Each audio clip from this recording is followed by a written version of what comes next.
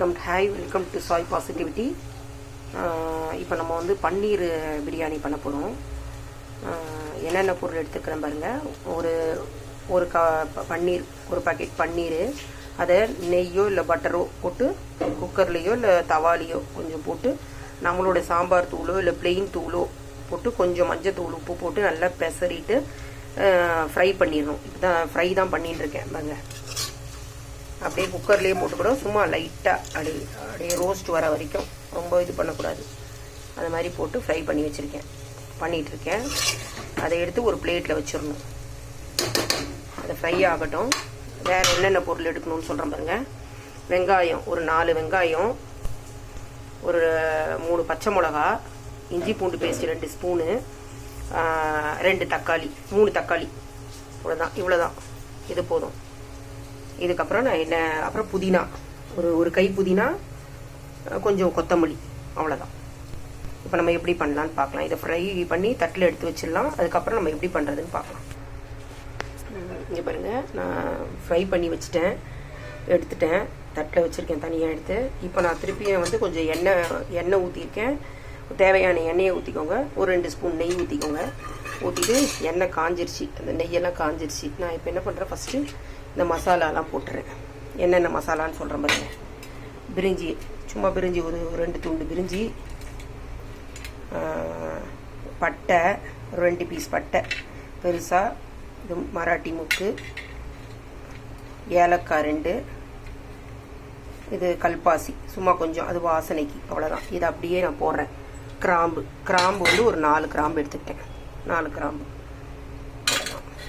பிரிஞ்சி இலை, ஒரு பட்டை, கிராம்பு ஒரு 4, மராட்டி மூக்கு, கல்பாசி, ஏலக்காய் 2, அவ்வளோதான். இதை அப்படியே போட்டுட்டு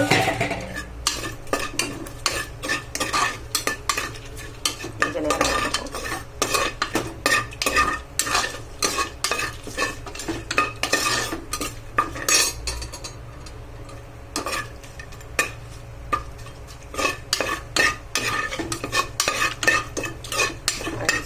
இதோட கொஞ்சம் சோம்பு போட்டுக்கோங்க.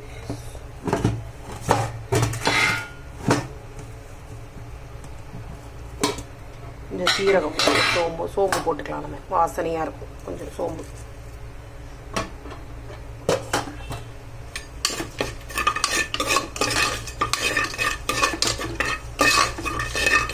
போடுறவங்க போட்டுக்கோங்க, வேணான்னா விட்டுருங்க. அப்புறம் வெங்காயம், ஒரு 4 வெங்காயம், மீடியம் சைஸாக இருந்தால் 3, சின்னதாக இருந்தால் 4. இது வந்து நான் ஒரு 3 அழாக்கு அரிசி எடுத்திருக்கேன், 3 டம்ளர் அரிசி. அதுக்கு நான் இதை போட்டிருக்கேன். நான் 4 வெங்காயம் போட்டிருக்கேன்.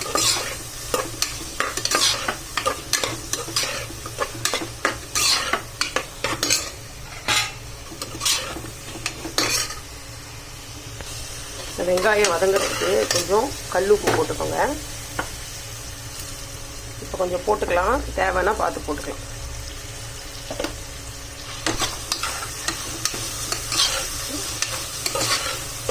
இதோடையே பச்சை மிளகா போட்டுருங்க. ஒரு 3 பெரிய பச்சை மிளகா போட்டிருக்கேன், 2 கீரி.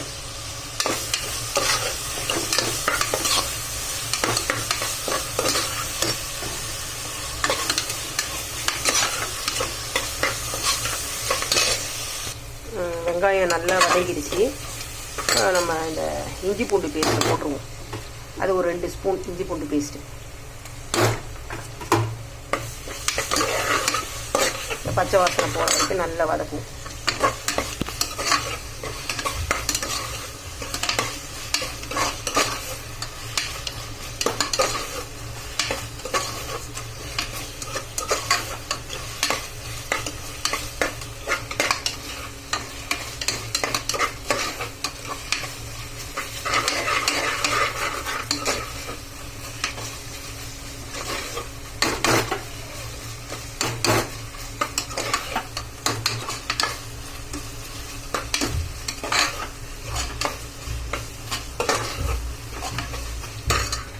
வெங்காயம் நல்லா வதங்கணும், அதுதான் விஷயம். நல்லா ப்ரௌனாக வரணும், இந்த பச்சை வாசனையும் போகணும்.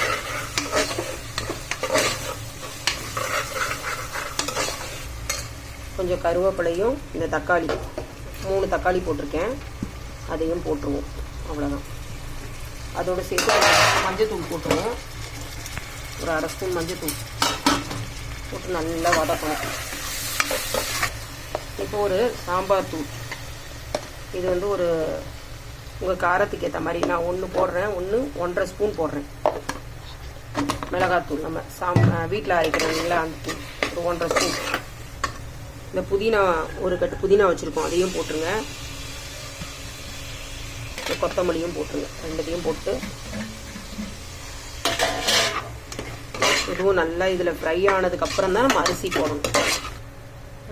இப்போது நல்லா வதங்கிடுச்சு. புதினாவும் கொத்தமல்லியும் போட்டோம், நல்லா அடிச்சுக்கோங்க இப்படி நல்லா. இப்போ வந்து நம்ம 3 டம்ளர் அரிசி அழகோ இல்லை 3 டம்ளர் உங்கள் வீட்டில் எதில் அளக்குறீங்களோ அந்த அரிசி எடுத்துக்கோங்க. எடுத்துக்கிட்டு அப்படியே போட்டுருங்க. இதை போட்டு அரிசியும் கொஞ்சம் நேரம் வதங்கணும்.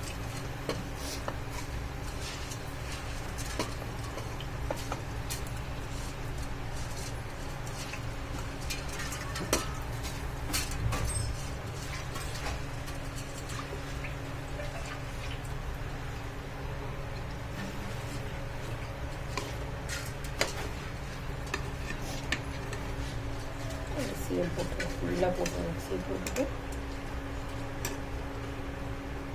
கலரி விட்டுட்டு நல்லா கலரி விடுங்க. ஒரு ஒரு ஒரு ஒரு நிமிஷம் இருந்தால் கூட போதும். சும்மா அது நல்லா மிக்ஸ் ஆச்சுன்னா நல்லாயிருக்கும்.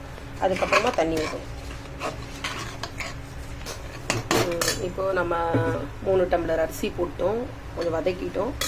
1க்கு 2 டம்ளர், இது நார்மல் சாப்பாட்டு அரிசி, அதனால் 1க்கு 2 டம்ளர். நான் 6 டம்ளர் அரிசி அளந்து வச்சுருக்கேன், தண்ணி ஊற்றி அளந்து வச்சுருக்கேன். அப்படியே ஊற்றிடுவேன்.